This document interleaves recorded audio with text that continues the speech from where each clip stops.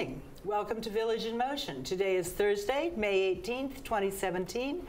I'm your host for this morning, Susan Gerhard, and today I have with me Ron Taylor, Director of our Finance Office. Susan, how are you? I'm good. How are you this morning? Doing great. Happy Thursday. Same.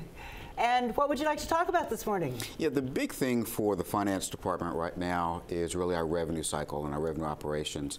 Often we talk about our overall capital and our investments, but more of what we deal with every day is how we're spending our operating budget. So looking at our expenses, looking at our cash flow, those are really big things that are important for our team right now. So we're talking about the difference between overall investments, but still we have to get by day to day. Exactly. Okay. So looking at the fact that we have bills to pay, we have utilities, we have wages, we have the cost of food for our dining services and general services, all of that really comes from the revenue we take in every day. So the monthly service fees along with the other ancillary costs that or revenue that comes in, as we collect that, that gives us the dollars that we need for our operating budget every month. So this is no different from us and our checkbooks. We have to have money incoming in order to be able to pay the bills that are coming into us. That's exactly correct. Okay. So for me, the big issue is making sure that we're managing the resources effectively. I'm constantly working with the directors of each of our departments. How are we spending the money? Are we making sure that we are budgeted correctly from a headcount perspective? Are we managing overtime in an effective manner? As well as we're spending cash for supplies, are we doing it in a manner that makes good fiscal sense? Often we're trying to make sure that we are doing what's necessary, but making sure that we aren't overspending based on what we have from a budgetary standpoint. So we pay our monthly bills to you, and each of your departments has a budget. That's correct. Sometimes I think that as residents, we think that our money just goes into some big bottomless pit, but I'm sure that each of your departments has a budget on which you operate every month. That's correct. And one of the things we try to hold each department to is what is that budget? And if we don't hold those departments to those budgets, we're not being good stewards of the residents' resources. So. That's right. Yeah. Just as we have budgets for our own personal households. That's correct. That's correct. The other issue that we have to make sure that we give focus to is our collection activities. And that actually starts even before we have money in the bank or we have invoices out the door. How are we actually creating invoices? Because if our residents receive invoices that are incorrect, they're not going to want to pay the bill. And so we're constantly working with our order entry teams to ensure that we are actually creating invoices correctly.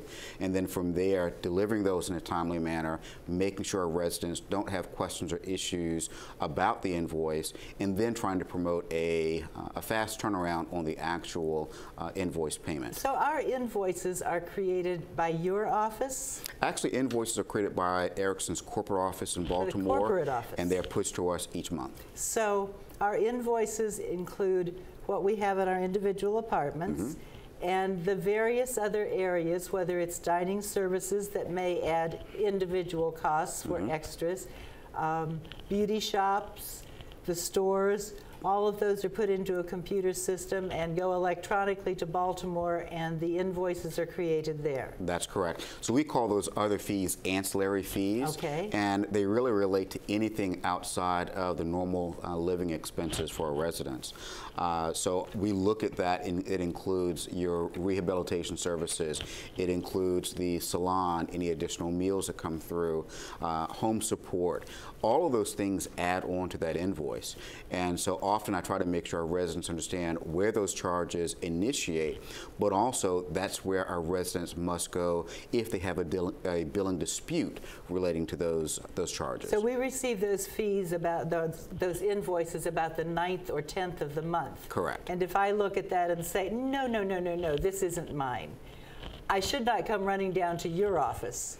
I should go to the office that created that charge and say, here I am at the beauty shop. I have never been at the beauty shop. How in the world could you put this charge on my bill? That's correct. And then work with the beauty shop to get that corrected. That's correct. And then the beauty shop will make that correction on the billing, and will electronically send that correction back to Baltimore. That's correct. Can I get a corrected bill from your office? If you need a corrected bill, yes, you can stop by the finance office. We can regenerate the invoice, but often what we advise our residents to do is simply pay the undisputed amount of that invoice, and the credit that they've initiated will actually flow through to the next invoice, and there'll either be a balance forward or a credit on the invoice for the next month. The next month would show the credit. That's correct. Would it do me any good to write on there and say, I'm only paying part of this and I'm disputing the rest of it?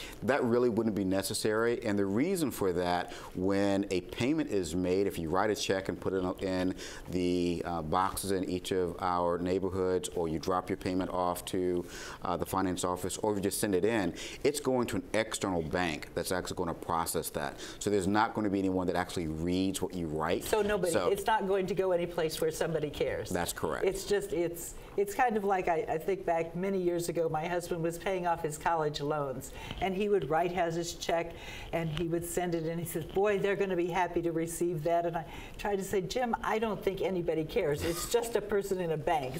So with these also, just pay the amount that you're going to pay, and then your next bill will reflect whatever adjustments were made. That's correct. Okay. That's correct. One of the other things I always want to make sure our residents understand, we're trying to make this process as easy as possible. We have a process called ACH, which is an automatic clearinghouse process. Automatic clearinghouse. Yes. Okay. And it allows an automatic deduction from your bank account for the invoice that you've received from Erickson. So you're not in a position where you have to remember to write a check or you have to come down to the finance office. It actually will allow that payment to automatically be withdrawn from your account. From the date that you receive the invoice to the date that transaction automatically happens, it's about 2.5 to 3 weeks. So if I have a question, I have time to get that worked out. That's correct. And again, if I want to have a corrected copy in my records, if I have a question, I can get that worked out and I can get a corrected invoice from your office for my records. Yes, you can. So I have 2 or 3 weeks there to get that worked out before that automatic deduction comes out. It's not going to come out on the same day that I receive the invoice. That's correct. Okay. Right now, we have a little over 550 individuals that are participating in the ACH process. That's a lot. And it's actually wonderful because they don't have to worry about writing the check or bringing it down. It helps us from a cash management standpoint because we know you have enough money to pay your bills. Exactly. We've had very few instances where there have been errors in the process, and typically the errors aren't on the transaction, it's actually on the invoice. So kind of back to the discussion we had earlier, we have to make sure the invoices are correct. But the actual automatic withdrawal of the money, it actually typically goes through without any types of issues. Okay, so it's actually a good. great option for our residents. That's good. And if I wanted to set up that automatic cash withdrawal, how would I do that? Stop by the finance office. There's a form that you'll fill out, and we actually validate the information you provide with your bank, and it goes through within the next 30 days. So it's actually a very easy process. Okay, that's good. And we don't have to worry about it if we're traveling or away or sick. Exactly. It's going to happen. Exactly. And what bank is that through? Actually, it's through our bank, which is where most of our transactions come through.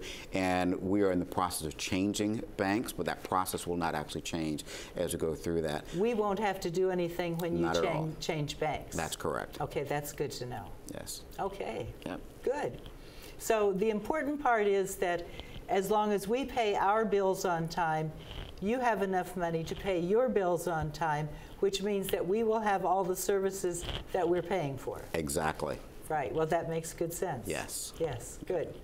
What else would you like to add this morning? We still have a couple of minutes. Sure. I think trying to make sure that our residents understand our role in supporting Erickson, it's really not just about trying to say, hey, how are we making sure the balance sheet is the way that it should look, but making sure that they understand we're here for them. My view is to make sure that we have a good customer service experience for residents. So whether it's a phone call into my office, whether it's stopping in to the finance office and speaking to someone, we typically have someone there at all of our business hours between 9 a.m. and 5 p.m. to provide support. And to provide candy, because you have the world's greatest candy dish. You know, I don't know if that's a good thing or a bad thing, but it is very true. There's always candy between our office and the administrative office. You can get your sweet tooth taken care of. That's good. Yes, right. But your office always has a friendly face and always someone there to help us.